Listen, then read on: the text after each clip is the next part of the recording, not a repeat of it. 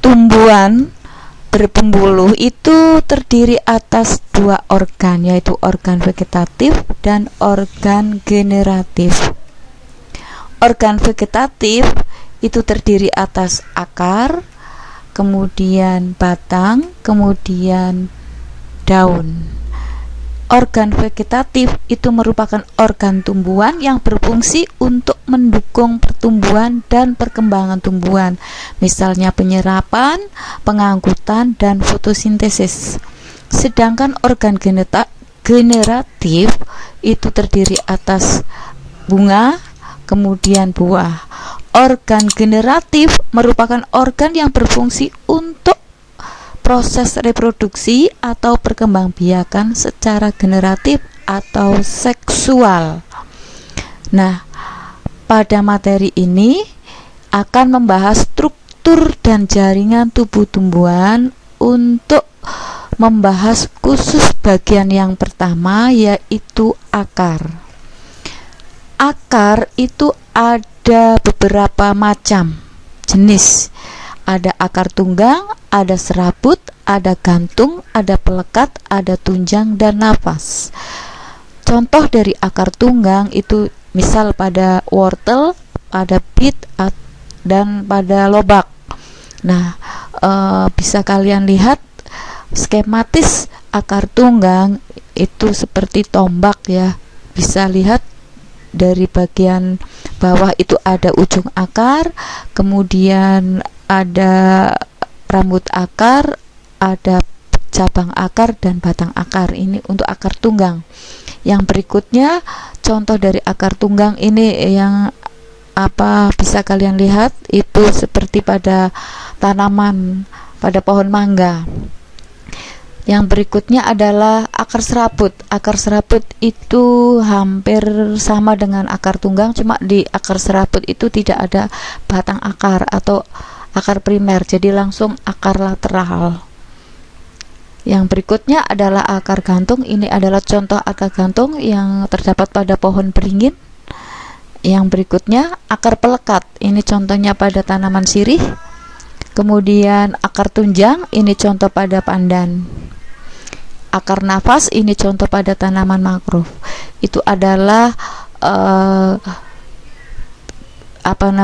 contoh gambar dari morfologi akar. Nah, bagaimana bagian dalamnya, bagaimana anatomi akar? Saya ingatkan kembali tentang materi kelas 7. Pada klasifikasi tanaman itu kan bahwa tanaman berdasarkan jumlah keping bijinya ada dikotil dan monokotil. Nah, untuk mengetahui dikotil monokotil itu mudah dengan cara melihat bentuk tulang daun. Kalau bentuk tulang daun itu menyirip, menjari, itu contoh pada tanaman sirih, beringin, mangrove, wortel, lobak, bit. Kalau monokotil itu tulang daunnya sejajar, itu contoh pada pandan, pada rumput, itu ya monokotil, tebu. Nah, bagaimana dengan anatomi akarnya? Silahkan bisa kalian lihat anatomi akar monokotil dan dikotil.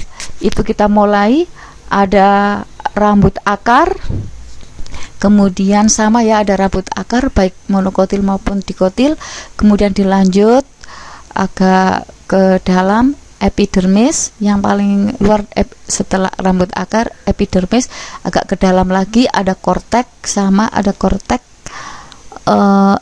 akar monokotil maupun dikotil.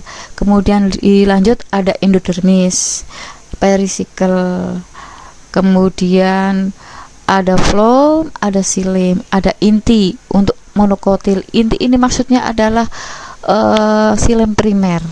Jadi sama jaringan-jaringan yang ada di dalam akar dikotil dan monokotil, cuma di sini yang berbeda adalah susunan jaringannya.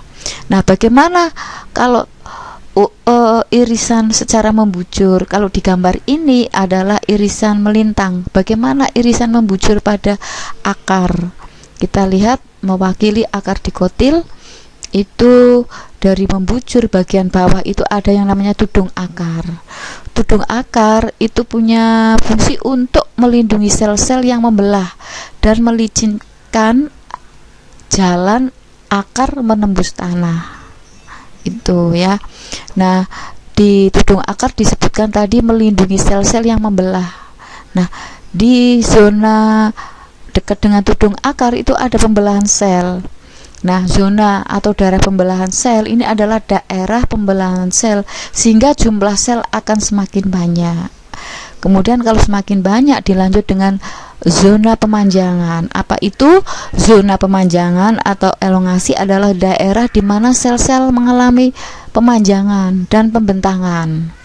Dilanjut zona pematangan. Apa itu? Zona pematangan adalah daerah sel-sel akar mengalami spesialisasi struktur dan fungsinya. Artinya sel yang sudah membelah-belah itu nanti akan berubah menjadi bentuk jaringan yang lebih kompleks. Misalkan ada endodermis, ada perisikkel, ada floem, korteks dan sebagainya. Itu adalah hasil dari zona pematangan. Nah, apa fungsi jaringan-jaringan yang sudah terbentuk? Nah, ini rambut akar. Kita mulai rambut akar itu untuk ini merupakan penjuluran dari epidermis. Ini fungsinya untuk memperluas daerah penyerapan air dan zat-zat makanan. Kemudian epidermis, ini adalah jaringan penyusun akar yang paling luar. Ini berperan melindungi jaringan yang ada di dalamnya atau di bawahnya. Korteks berfungsi dalam transportasi hara dari epidermis ke dalam teras akar. Selain itu, pada beberapa spesies tumbuhan, korteks ini juga menjadi bagian penyimpanan cadangan energi dalam bentuk pati. Endodermis ini berperan sebagai pengatur jalannya larutan yang diserap dari tanah masuk ke silinder pusat atau yang disebut stele akar.